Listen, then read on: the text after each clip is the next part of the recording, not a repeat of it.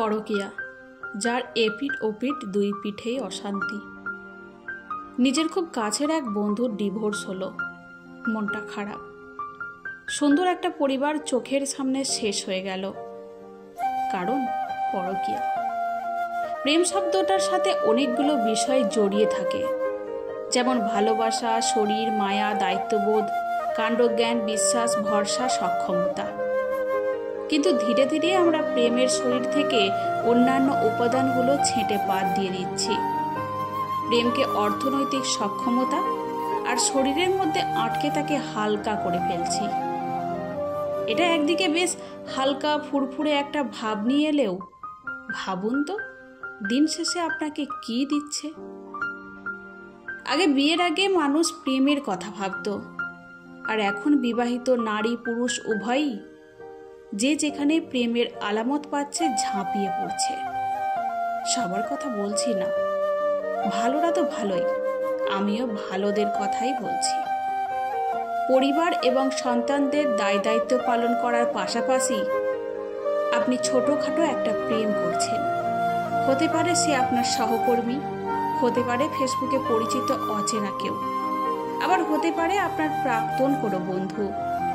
আপনি পুরুষ হলে ভাবছেন স্ত্রীর অগোচরে একটু রিফ্রেশমেন্ট আপনি করতেই পারেন। সারাদিন অক্লান্ত পরিশ্রমের পাশাপাশি এই প্রেমটুকু আপনার মনের স্বাস্থ্যের জন্য খুব দরকারি। ভাবছেন আপনার স্ত্রী সুলক্ষণা, সংসার নিয়ে হাবুডুবু খাচ্ছে, মাস শেষে সংসার খরচ পেলেই খুশি। ভুল ভাবছেন না তো? যতটুকু প্রেম, মনোযোগ, সময়, ভালোবাসা আপনি অন্য কাউকে দিচ্ছেন, তার সবটুকুই ঘাটতি জমছে আপনার স্ত্রীর ঘটে। জমা হচ্ছে শূন্যতা।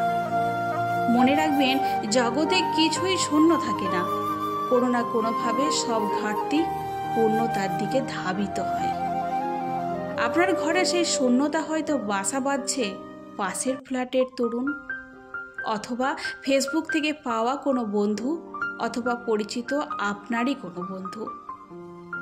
আপনার সুলক্ষণার স্ত্রীটিও হয়তো আপনার সারাদিনের ব্যস্ততার পর আপনার ক্লান্ত শরীরকে পরিচর্যা দিয়ে, সান্ত্বনা দিয়ে ভুলিয়ে রাখছে আপনাকে। সুতরাং আপনি নারী হন বা পুরুষ, নিজেকে অতটাও চালাক ভাববেন না। এই চরম ক্ষতির মাসুল দেবে আপনার সন্তানরা।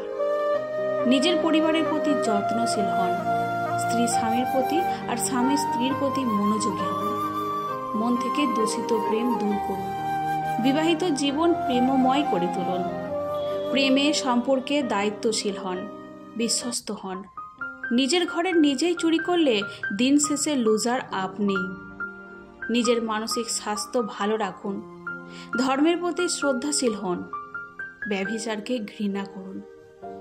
পরিবার পরিজনদের নিয়ে আনন্দ করুন, দাম্পত্য জীবনকে সুখময় করে তুলুন। একালে পরকালে আপনিই শান্তি পাবেন। বিশ্বাস করুন, পরিবার ভেঙে কাউকে শান্তি পেতে দেখিনি। স্ত্রীর সাথে বেইমানি করে বা স্বামীর সাথে বেইমানি করে কেউই জিততে পারেনি। দিন শেষে বেইমানি জুটেছে ভাগ্যে, একাকিত্বই হয়েছে সঙ্গী। সবশেষে বলবো, গড়তে সময় লাগে অনেক, কিন্তু ভাঙতে খুব একটা সময় লাগে না। ভালো থাকুক সকল বৈধ সম্পর্ক, ভালো থাকুন সবাই।